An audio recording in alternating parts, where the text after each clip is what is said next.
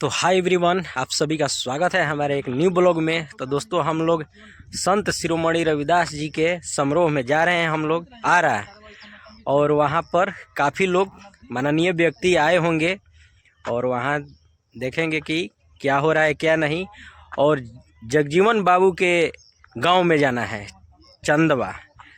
तो जाएंगे हम लोग वहाँ पे और क्या होता है क्या नहीं। तो चलिए हमारे ब्लॉग पर बने रहिए। और आप लोग जगजीवन राम जो केंद्रीय मंत्री रह चुके हैं और काफ़ी साल पुराना वो लोग मंत्री थे इंदिरा गांधी के टाइम में, तो उनका घर आप लोगों को दिखाऊंगा। तो चलिए हमारे ब्लॉग पर बने रहिए।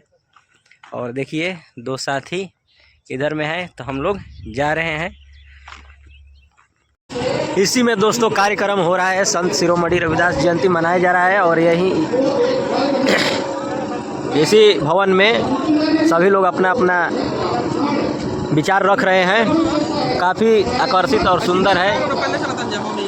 और हम लोग चनवा गांव में है दोस्तों। और ये बाबू जगजीवन राम की धरती है। इधर में उनका पूरा बस्ती पड़ेगा और बाबू जगजीवन राम का घर उधर में है। तो आप लोगों को दिखाऊंगा, तो हमारे ब्लॉग पर बने रहिए। यहाँ थोड़ा शोरगुल है इसलिए उतना आवाज़ नहीं जाता होगा, तो आप लोग देखिएगा। देखिए वो वाला बाबू जगजीवन राम की कोठी है, ये इनका जन्म भूमि है। इस भूमि को हम नमन करते हैं क्योंकि ये संघर्षशील सुयोग्य कर्मठ बाबू जगजीवन राम की धरती है दोस्तों। और इस गांव में अभी भी मिट्टी का घर है, उतना विकास नहीं कर पाया है, यह गांव डेवलप नहीं है। देखिए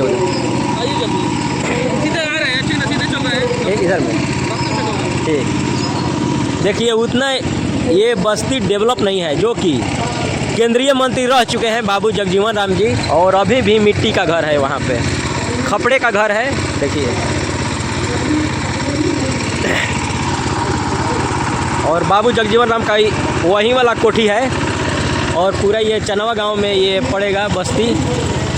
माहिर थे मौखिक रूप से, वो ज्ञाता थे और वे लोग समाज में बैठ करके वो उस समय का जो सामाजिक परिस्थितियां थी और आज की भौगोलिक परिस्थितियां और उस समय की भौगोलिक परिस्थितियां में बहुत अंतर है। आज हम लोग बहुत पढ़े लिखे हैं, सब स्कूल साधन है, सारी व्यवस्थाएं हैं, लेकिन उस समय कुछ नहीं था। केवल ये धरती, जंगल और कच्चा आवास वगैरह होता था। तो संत रविदास जी अपना आध्यात्मिक जीवन शुरू किए और पढ़ाई लिखाई किए और उन्होंने समाज के लोगों को मौखिक रूप से जहाँ जहाँ संपर्क का उस समय ये जो सामाजिक परिस्थितियाँ थी हमारी, वो बहुत पिछड़ा हुआ था और सब हमारी संस्कृति थी, सभ्यता थी। और उस जमाने में आज के तरह हम लोग का लोकतांत्रिक सरकार नहीं है। आज तक हम लोग को विधानमंडल संसद उस समय नहीं था। उस जमाने में जब वहाँ ये मुगल साम्राज्य बाबर का शासनकाल था और उनके शासनकाल में वो कोई स्कूल कॉलेज शिक्षा की कोई व्यवस्था नहीं थी। और तो संत रविदास जी उस जमाने के, वो संत रविदास जी के गुरु कबीर कहलाते थे, महाज्ञानी संत कबीर। और उनके पक्के गुरु जो थे वो रामानंद स्वामी थे, उस जमाने के रामानंद स्वामी थे, उनके वो शिष्य थे और उनसे वो ये धार्मिक शिक्षा ग्रहण करते थे। तो संत रविदास जी जब 12 वर्ष की अवस्था में थे तो उनकी शादी हो गई। उनके पुत्र विजयदास जी थे। संत रविदास जी ने कहा मन चंगा तो कटौती में लगा। कबीर जी ने कहा कि मंदिर मस्जिद में कहीं मैं नहीं, मैं आपके दिल में हूँ, तुरंत मुझे मैं मिलूंगा। इसी पर एक भजन हमको याद आ गया। देखिए, अब खास करके एक बात और आप लोग बता देते हैं, बताना तो नहीं चाहिए क्योंकि पर्सनल बात है।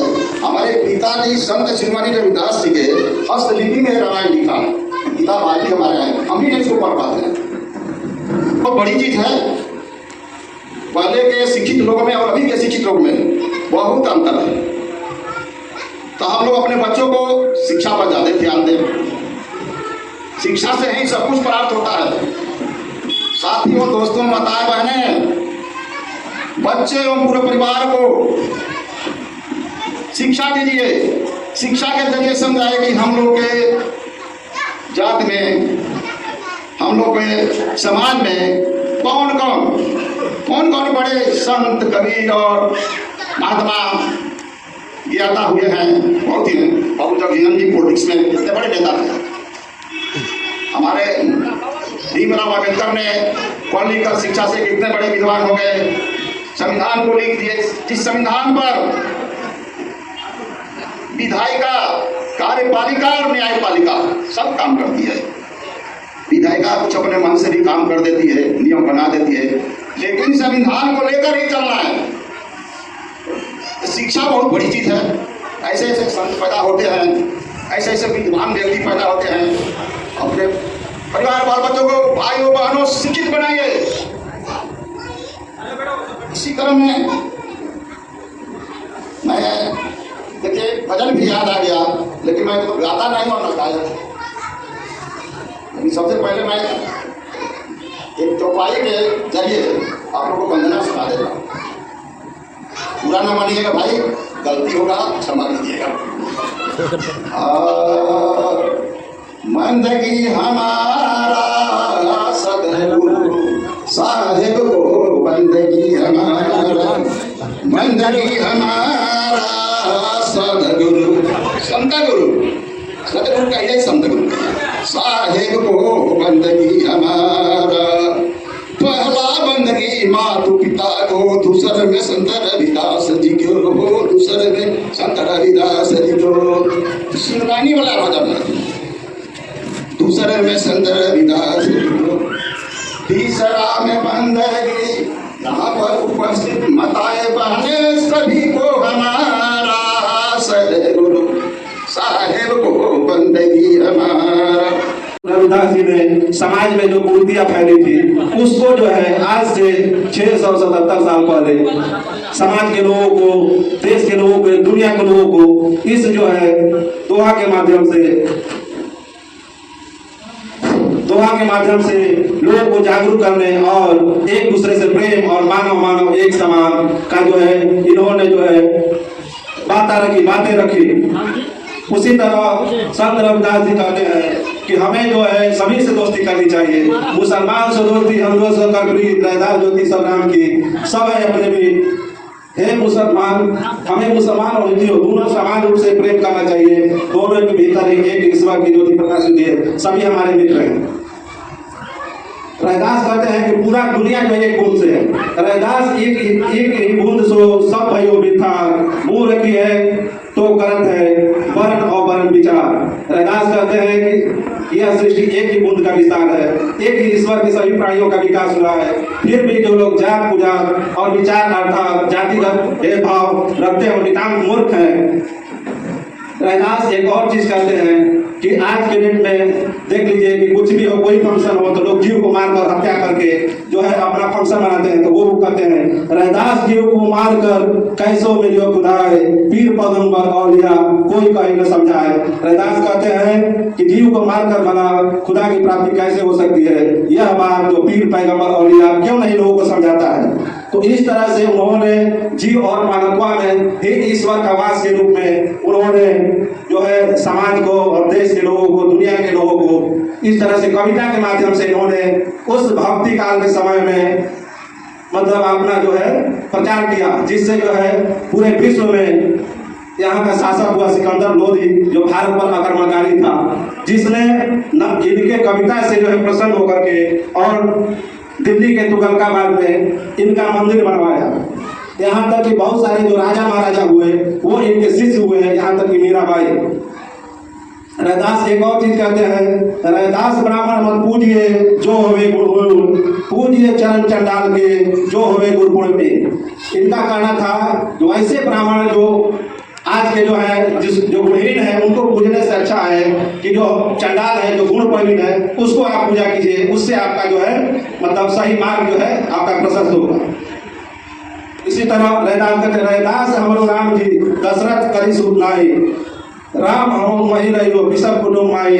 रैदास जी कहते हैं कि मेरे आराध्य राम दशरथ के पुत्र नहीं, जो राम पूरे विश्व के प्रत्येक घर में समाया है वही मेरे भीतर रमा है। इससे स्पष्ट होता है कि जो पत्थर को लोग पूजा करते हैं उसमें ईश्वर नहीं है। स्पष्ट है कि ईश्वर जितने भी सृष्टि में जीव है उसमें व्यक्त है। उसको सेवा कीजिए, उसको पूजा कीजिए और किसी से घृणा मत कीजिए, सभी से प्रेम कीजिए।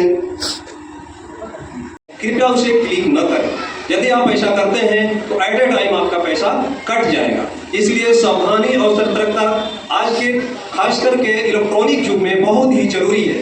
इसलिए मैं इस डिपार्टमेंट से जुड़ा हूँ। मैं वर्तमान में आर्थिक अपराध इकाई बिहार पटना में पुलिस उपाधीक्षक के पद पर कार्यरत हूँ। इसलिए साथ ही साथ हमारी समाज के लोगों को या समाज के तो तमाम लोगों के लिए जरूरी है कि जागरूकता बहुत ही जरूरी है। आज हमारा समाज क्या पूरा भारत पूरा वर्ल्ड कैशलेस होते जा रहा है। हम सारा ट्रांजेक्शन अब कैशलेस कर रहे हैं। इसलिए जो भी फ्रॉड जो भी क्राइम होगा वो इसी माध्यम से हो रहा है। इसलिए इस बिंदु पर ध्यान देना अति आवश्यक है। साथ ही साथ अपने परिवार अपने घर के खासकर महिलाओं को इसके प्रति जागरूक करना बहुत ही अनिवार्य है। इसी के साथ मैं अपने वाणी को विराम देता हूँ, चूंकि कुछ कारणवश मुझे एक जगह और जाना है और मैं आशा करता हूँ कि इसी हर्षोल्लास के साथ प्रतिवर्ष संत रविदास भगवान की हम लोग जयंती काफी धूमधाम और उत्साह के साथ मनाएंगे। जय हिंद, जय भारत, जय बिहार, जय। बहुत बहुत धन्यवाद। तालियों से स्वागत कीजिए। महिलाओं से भाइयों बंधुओं से मैं कहना चाहती हूँ कि सभी भाइयों बहनों अपने जाति को छिपाते हैं। कभी भी कोई पूछता है कि आप कौन सा जाति से बिलोंग करते हैं तो क्या कहते हैं, हम हरिजन जाति से बिलोंग करते हैं। अरे भैया, आप लोग इन हरिजन जाति क्यों बोलते हैं? बाबा साहेब भी हम लोग इनके जाति चमार थे और डॉक्टर भीमराव सप्चुई हम चमार थे और चमार हैं। चमार पर हमको गर्व है कि हम जाति चमार हैं। अपना जाति पर हमको गुमान है और जाति कभी छिपाना नहीं है। इसीलिए मैं एक छोटा सा गाना में रखी हूँ, मैं गा रही हूँ। नून रोट खाई हो बाकी जिंदगी बिताई हो, नून रोट खाई हो अपन जिंदगी बिताई हो। अपने न पढ़ला बाकी बबुआ के पढ़ाई हो, अपने न पढ़ला बाकी बबुआ के पढ़ाई हो। तो आप लोग देख सकते हैं दोस्तों, ये जगजीवन राम का ये मोहल्ला कैसा है। तो आप अपने अपने आँखों से ही देख लीजिए कितना विकास हुआ है इनका। गांव जात बिरादरी के लोग कितने विकास किए हैं उस ज़माने में और अभी के ज़माने में मिलाकर देखिएगा कि ये लोग कितना विकास किए हैं। देखिए उनका मोहल्ला कैसा है। ये जो शहर में बना है दोस्तों, ये शहर में है ही है इनका गांव चनवा, और ये इनका घर है, जन्मभूमि वाला घर। देख लीजिए यह बिल्डिंग जो नया उठा हुआ है, देखिए ये नया बना है।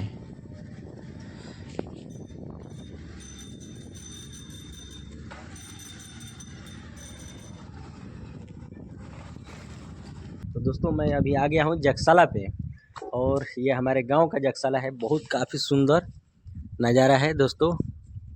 देखिए बहुत पुराना ये जगशाला है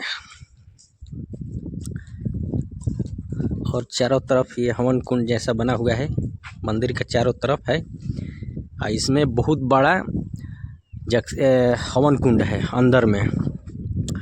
और ये दोस्तों बता दूं कि ये त्रिदंडी स्वामी जी महाराज का ये जगशाला है।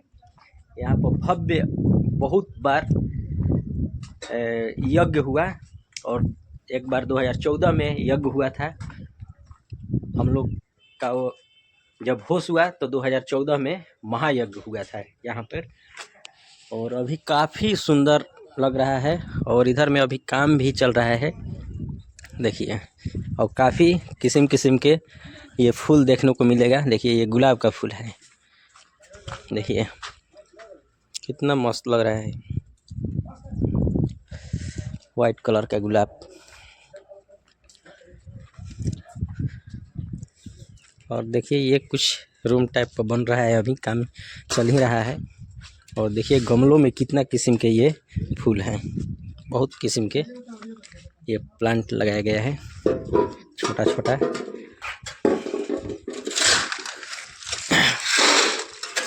देखिए बैक साइड से देखिए कितना झकास लोकेशन है।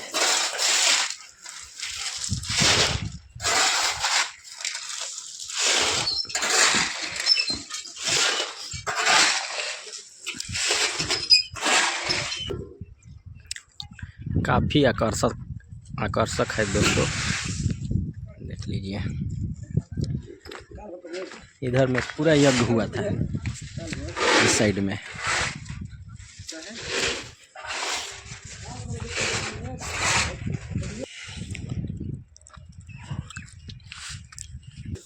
देखिए दोस्तों ये गुलाब का ये फूल बहुत सुंदर लग रहा है, देखिए। और देखिए ये दूसरा कलर का है।